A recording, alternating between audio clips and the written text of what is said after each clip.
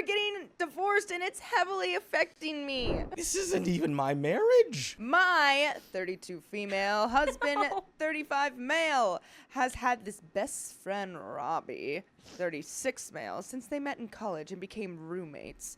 They're basically brothers, and I consider him family. Robbie had always been with Lindsay, 36 female, since just before I met my husband. At that time, they had just moved away to a different state. By the way, this comes from Shampoo Mohawk, and if you want to submit your own stories, go to the OK Storytime subreddit. I am Savannah. I'm Matt.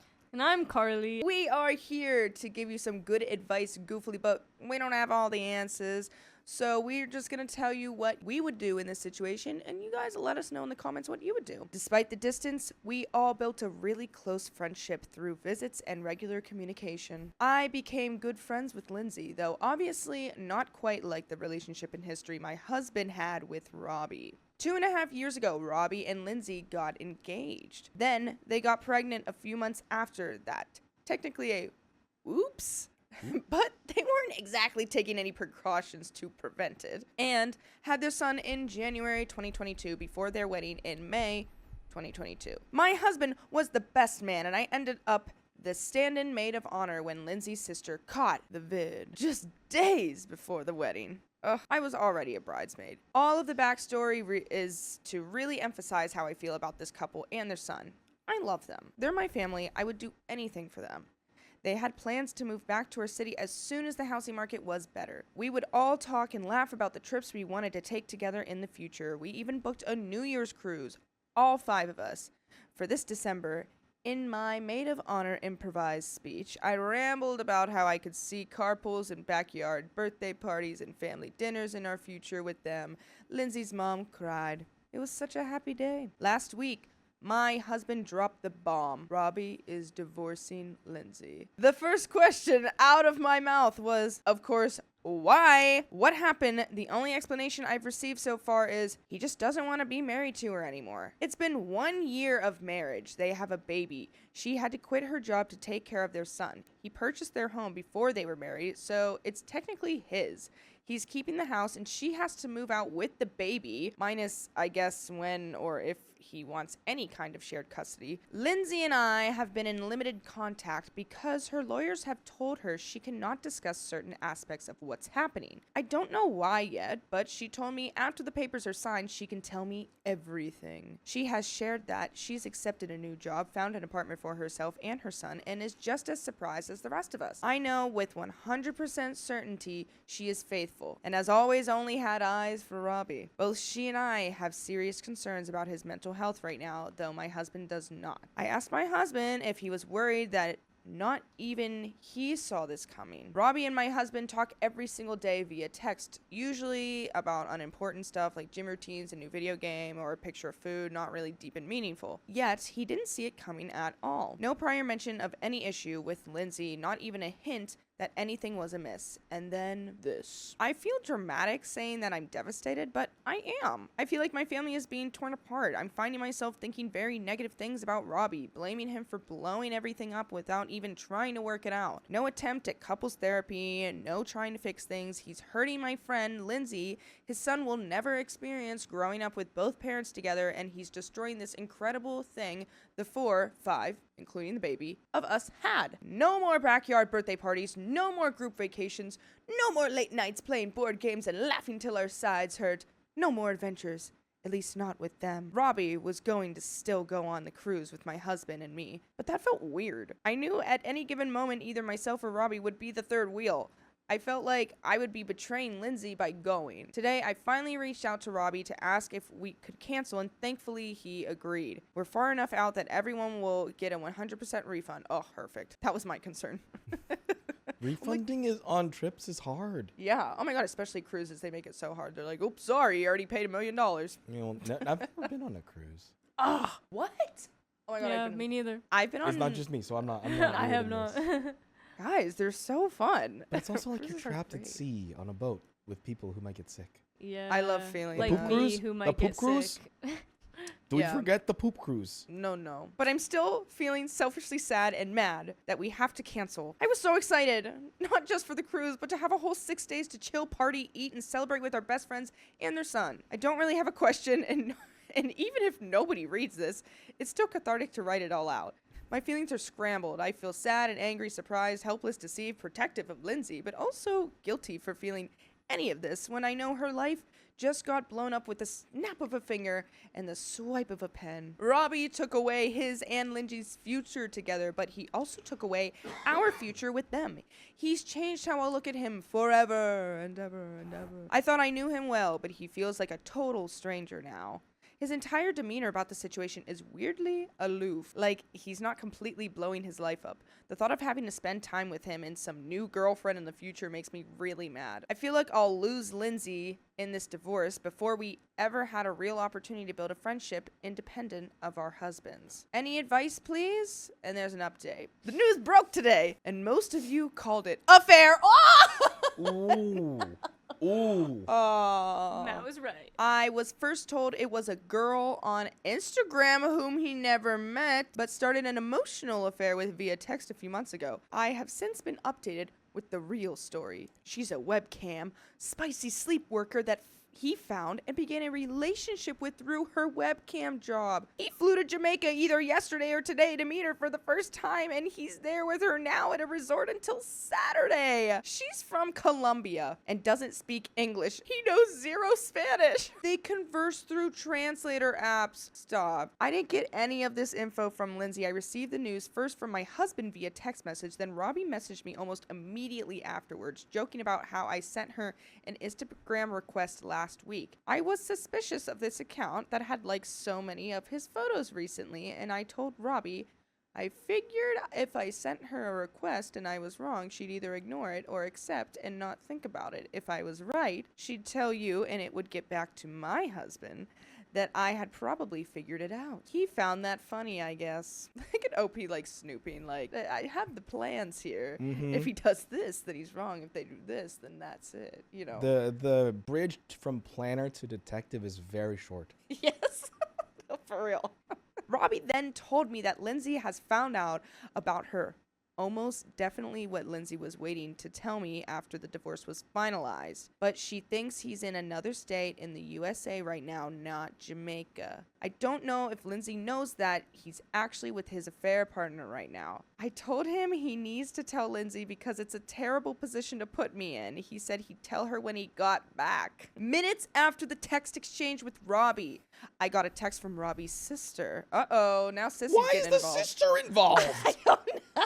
She and I are friendly and have gotten to know each other a bit over the years through family gatherings, baby showers, being bridesmaids together for the wedding last year, their dad's funeral, etc. She and I talked for almost an hour on the phone and continued texting even after that. I have been staying out of as much as I can, but apparently Robbie has confided in her more than anyone other than my husband. To maintain contact with him, she's delicately tiptoeing, trying to keep his secrets from the rest of the family so he won't cut her off. But she was sobbing and needed to talk to someone because she's so concerned about Robbie's mental health.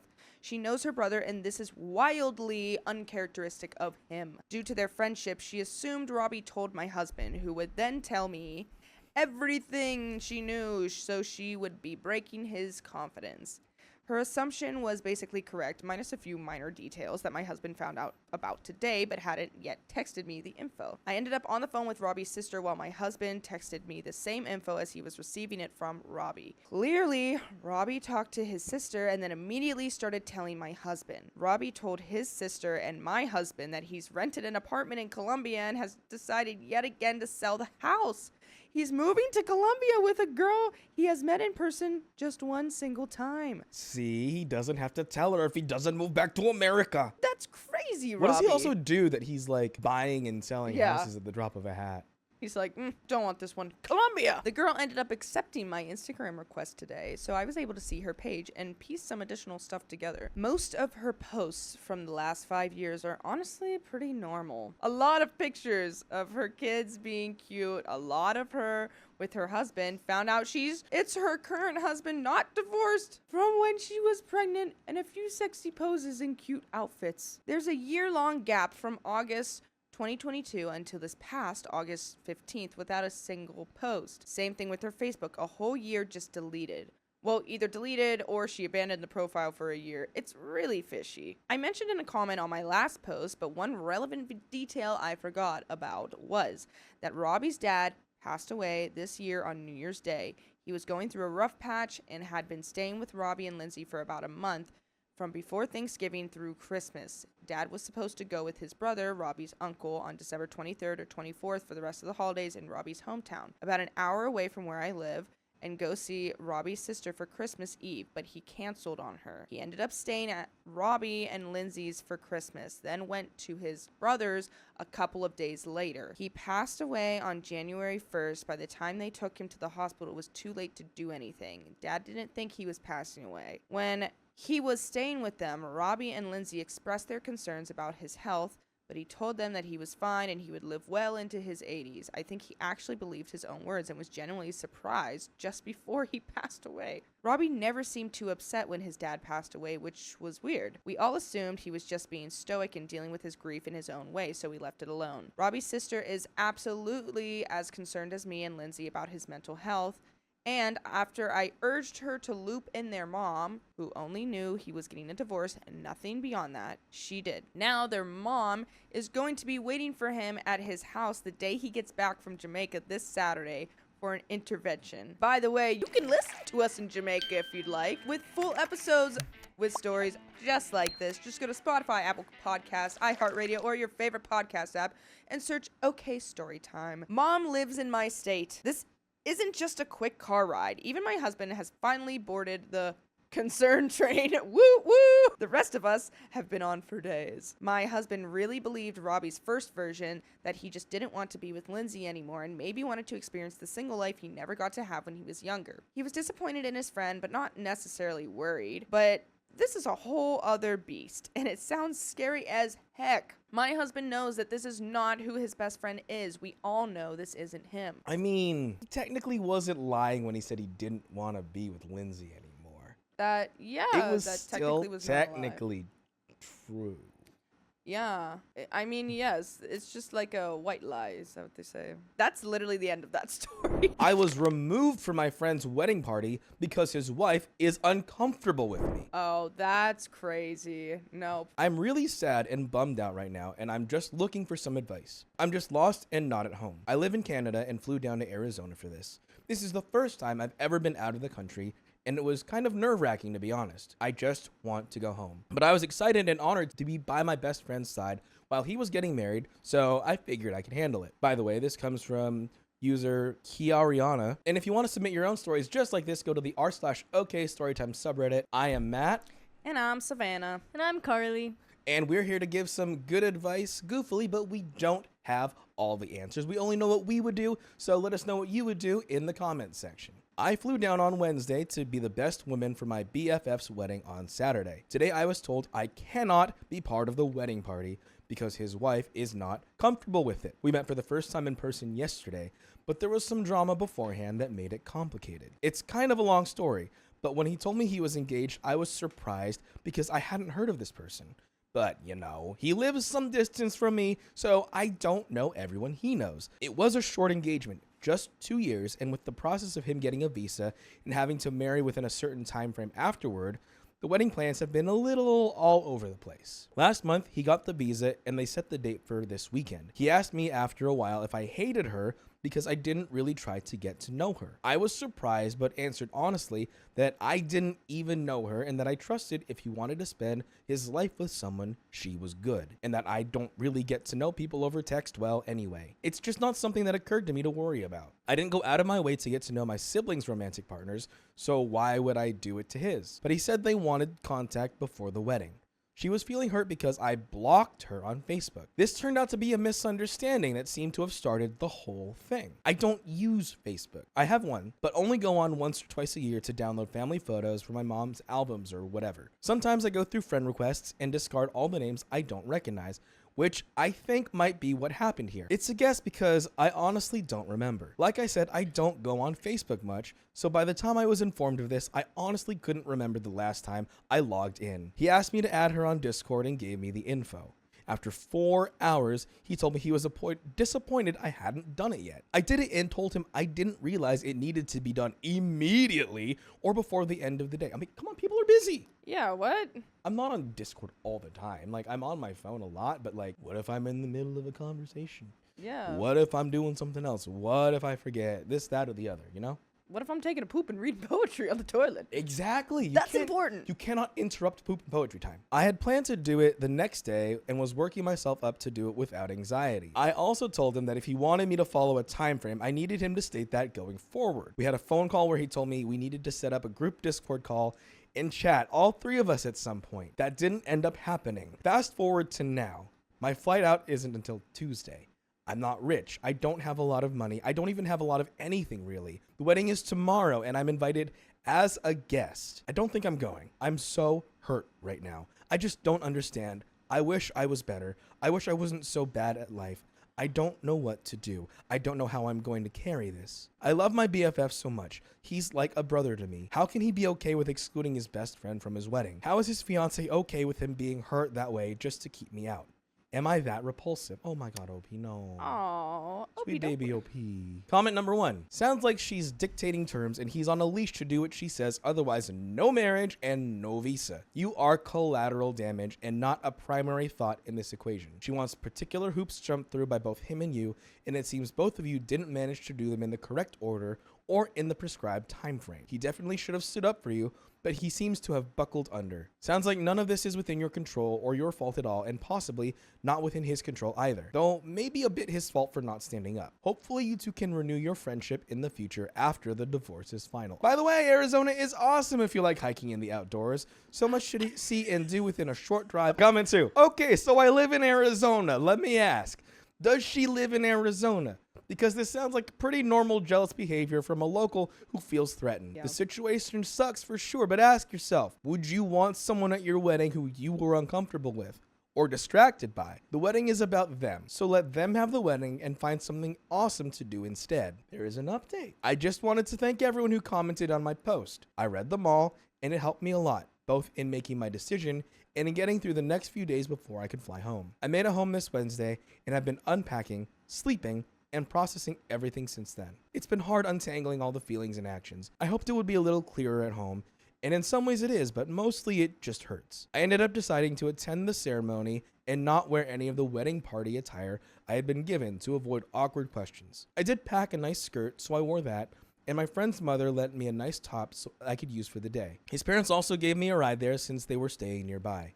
My friend was happy to see me, and I gave him a hug when he came by to greet us. The weather was okay, though a little cool. The bride's side of the family arrived and asked us who there was from Canada, how we knew the groom, etc. It was all good except when they asked me if I knew who the maid of honor and the best man were. I told them I did not, and luckily that was it until the ceremony. Though a man did comment that he knew it had changed, which sucked, even if he didn't mean it maliciously. It did hurt, as I expected, but otherwise it went fine. There were more delays than any other wedding I've been to, but they didn't run into any actual problems, except some people not getting to see the live stream as planned. Oh, there was a live stream option. You could have stayed home. Yeah, but that's your best friend. I'm going. Yeah, I don't care. I'd be true. like, listen, I know you don't really like me, but I don't mean any harm. I'm not going to ruin your wedding. I just want to be there for my friend. Like, please. This has nothing to do with, like, you know, what you think it is. My stool.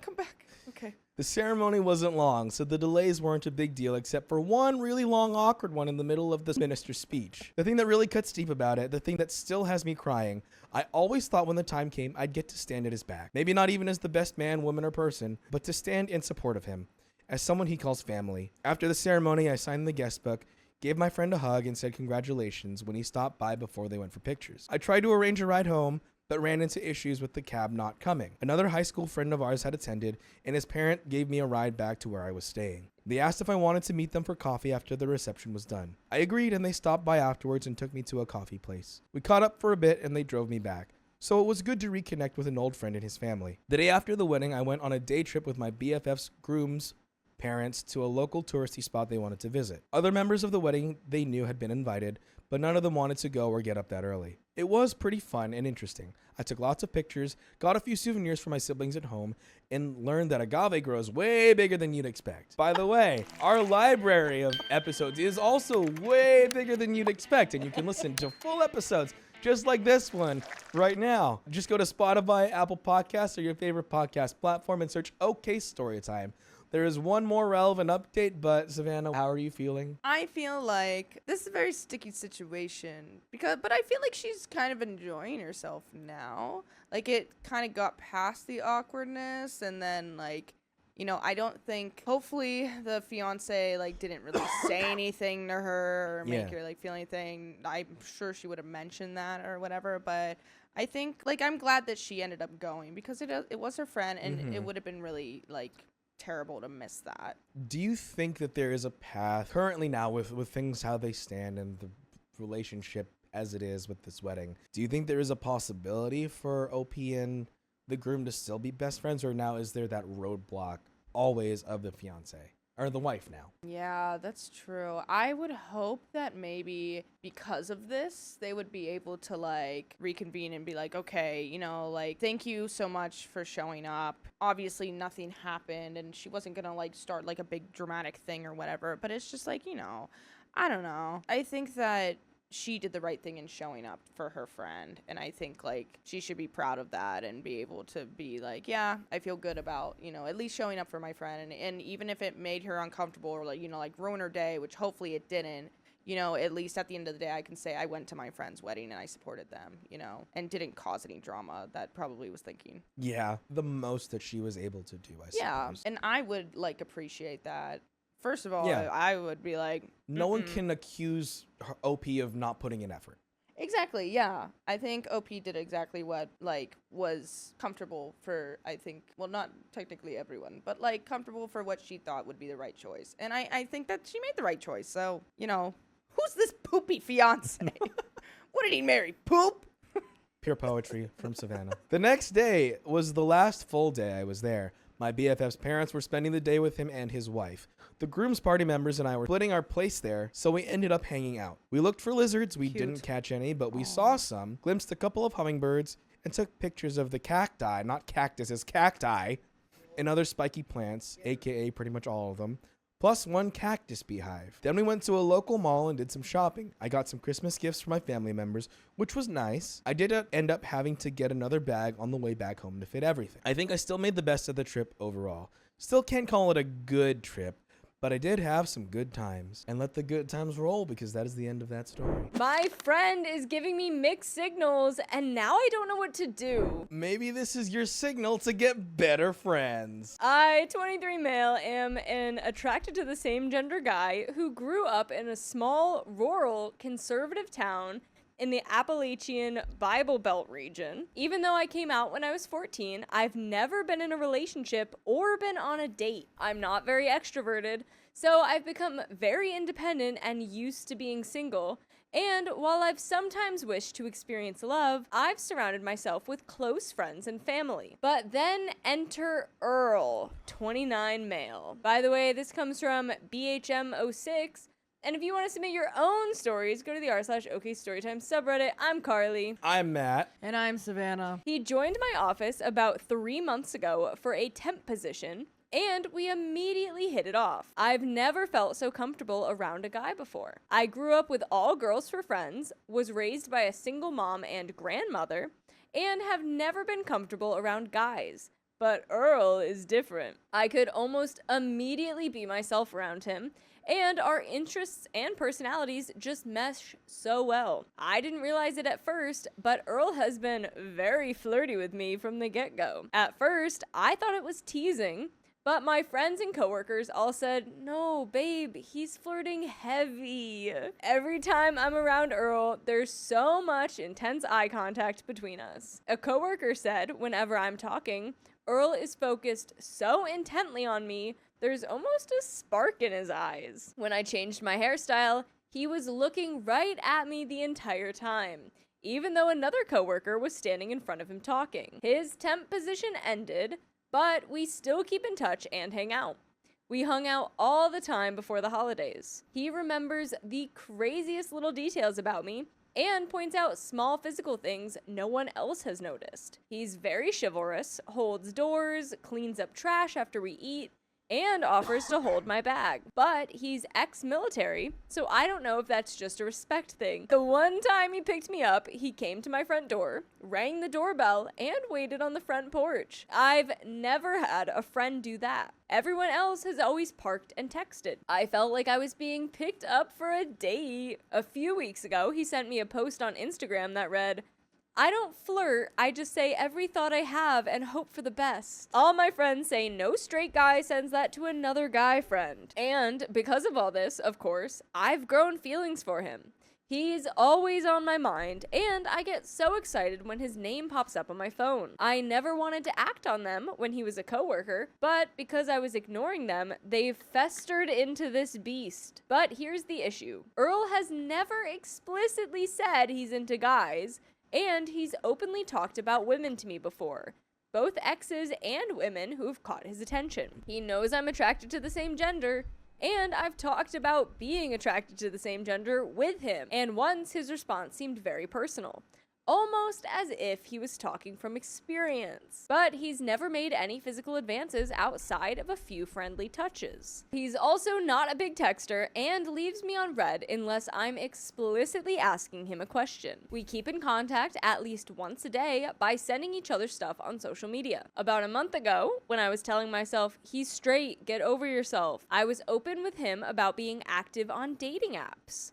During this time, it felt like he pulled back a bit. We still kept in touch, but it felt like we lost that spark. However, recently that spark came back in full force, especially the last time we got together. It felt like something between us was shifting towards something more than friends. But then the holidays hit, and I haven't seen him in over a week, so I don't know if what I felt was a fluke. I don't know what to do. These feelings are real, big, and consuming, and all the mixed signals are confusing. What mixed signals? It's I feel like if hardcore flirting, only mixed signal. He hasn't flat out said that he's not straight. Hardcore flirting. I feel like if Earl took out like a big neon sign in the middle of Times Square with a photo of the two of them saying, "Will you go out with me?" Aww. And OP be like, I don't know, maybe he's just asking if he wants to like go out for dinner. Yeah, it's I just don't like know. as a friend, you know? I can't tell. I've told myself I can't make a first move because I don't want to scare him off in case I'm reading everything wrong. Earl has also told me multiple times that he isn't good at picking up hints. Usually, he doesn't even know someone is interested until someone else tells him. So, dropping hints won't be productive. So, do I sit back and wait it out more? Or should I just open up the conversation between us? If so, how does one even do that? We have an update. The update is that there hasn't been any conversation between my friend, 29 male, and I, 23 male. Mainly because I haven't really heard from him. That's the thing I forgot to mention previously. When we're together, it's amazing. He's so focused on the moment, his phone is nowhere to be seen, he never comes off as distracted. Yet, when we're apart, I hardly ever hear from him. He'll send me posts on Instagram every day or every other day, but text-wise, he rarely reaches out first. I'm the one usually sending the first text, and responses are sporadic, sometimes within 5 minutes, sometimes 3 hours later. He often leaves me on red if it's not a question. That throws me off, because if it's so nice in person, why is it such the opposite when we're apart? This wasn't an issue when we were coworkers. But now I'm wondering if maybe it was just a proximity thing. Even though everyone at work noticed the flirting and the way he treated me differently, I wonder if there truly was something there. I can't lie, I've broken down crying a few times due to the lack of communication when we're apart. My feelings are so big now that he's on my mind 24/7. I want to see him often. I want to talk at least once a day. Not text every single moment, but just a good morning or how was your day? Conversation would make me feel so much better. I've also discovered I'm an anxious attachment person, which has fueled these breakdowns. I've already started trying to get back in with my therapist over this. But I can't say anything to him about that because we're just friends. It's very presumptuous, clingy, dramatic of me to reach out and be like, Hey, I don't hear from you often. Could we change that? It's something that should really only be discussed if you're in a relationship or have known someone for a long time, which neither are true for us. And because I don't hear from him first, I've been the one making plans to get together. He's always been down and never bailed. Also, every time we've gotten together, he's always asked if we wanted to get food or do something that extended our time. The last time we were together, the week before Christmas, as we were leaving, he said, "So, see you sometime?" He was clearly opening it up for us to set up another time, but my love-fried brain just went, sure, if it's not until after Christmas, then have a Merry Christmas, because my brain doesn't function around him. So I waited through Christmas, but nothing. A few texts, one convo he initiated, but nothing about us hanging out. Eventually, a mutual friend asked me to go shopping and asked if we wanted to invite Earl. I invited him, he was down, and the day was mostly good. But when we dropped him off, there was nothing from his end about making another plan. OP has been given all of these hints, but doesn't act on them. And I think Earl is just getting discouraged because Earl seems like he's putting all this effort trying to gauge interest, and OP's just right over OP's head. Plus, like, Earl could also be a busy person. Like, OP's fretting about, like, oh, he doesn't always text me back. He leaves me on red. Sometimes it's 5 minutes. Sometimes it's 3 hours. Okay, Earl has Both a life are very outside normal. of you. Yeah. Like, you won't really even, like, initiate conversation with him. Like, well, you'll initiate, but you won't, like, take that extra step that he's trying to lead to. So I feel like if anyone's giving mixed signals, it's you. Like, you're the one giving him mixed signals. He's, I feel like, maybe within the bounds of his own comfort, trying to explore your interest in a relationship with him. But I don't think you are giving him what he needs and what he wants. And you're fretting all about this, but you're not willing to actually take the steps necessary to make it a reality. And you're crying, but you're just not committing to it. Yeah. I feel like this is largely on you. Earl could also straight up come out and ask, but it's just maybe he's not comfortable with being out yet. Maybe that he is needs my some worry of OP taking that leap to ask, is like, if you're not out, you might not get the answer that you're expecting, but it might not be But because what it's a else is there rejection to of you. do? Yeah, well, There I is fully agree. no I don't other think that there's any path other. for either of them. Yeah. Unless Earl's going to come out, there's no other option. I don't know if I should continue inviting Earl out or if I should step back and see if he reaches out first. I still want to be upfront with him about where we stand. You've never been upfront with him about where you stand. But if I wait for him to reach out, I'll be stuck in limbo. And I don't know what it means that Earl rarely reaches out first. Maybe he's not a texter. He mentioned I was one of the very few people who he gave his new cell number to. And he was more active with making plans when we saw each other daily at work. But he's active on social media, so I know he's on his phone and thinks of me. He did say he's bad at responding to texts while doing something. He'll read it, tell himself he'll respond when he's finished, then forgets. I get the idea he's somewhat ADHD or has bad memory. He also got a lot on his plate right now with life, so I assume that's taking up his time and energy. I wonder how far I should read into this lack of communication. Some friends have said I should protect my peace, or at least prepare myself to not expect much more than friendship from him. But there's something in my gut that tells me to keep holding on, keep having hope. I don't know if it's a true gut feeling or just my heart still wishing for more. Is it wrong to text first the majority of the time? Is it wrong to be the one that always initiates plans? Should I step back and see if he reaches out himself? And we do have another update 1 month later. About a week ago, Earl and I finally and directly approached the topic of spicy proclivity, and he was firm that he is a fully straight man and doesn't play for that team. His words verbatim. It was all in good spirits, as he was actually talking about a time another buddy of his from his past opened up about having a crush on him, and while the clarity of that discussion was so relieving, I never did bring up my feelings for him, as I didn't see a point in doing so, especially now, knowing that they'll never be reciprocated. It felt like I'd both rub salt onto my own wound and make him uncomfortable if I brought my feelings up. It definitely hurt to hear too. But like I said, finally knowing where he stands and the limits of what our relationship could be has been so freeing. There's no more what ifs and no more of me feeling the constant need to overread everything he says and does. I still don't know how to explain some of the things he said and did. He's continued to do things I can't read as anything besides interest, but I guess that's just how he is around those he grows close with. A natural flirt or something. But also, I think my own feelings were misreading other things he did. Like the way he looks at me. Now that I know he's a straight man, I don't feel that same pull that I was feeling before. By the way, you can always feel pulled to listen to full episodes of stories just like this. Just go to Spotify, Apple Podcasts, iHeartRadio, search up OK Storytime. I'll admit, too, that my feelings have definitely subsided. They were subsiding even before our discussion, and I think hearing he'll never be able to be more than a friend has really sped the process of moving on. I still sometimes catch myself looking at him in that longing way, but it's less and less now. I still get sad late at night, but I'm more sad because I'm back to square one of being completely and totally single, not because I'm heartbroken specifically over him, if that makes sense. But I've also found that I can really fully be myself around him. I was subconsciously holding myself back due to my feelings and worrying I'd push him away. But now I don't have those inhibitions, and it feels like it's making our friendship healthier, which I'm really glad for. Ironically, it feels like now we can be closer than we ever were beforehand. And that is the end of that story. And OP, you will find the perfect man for you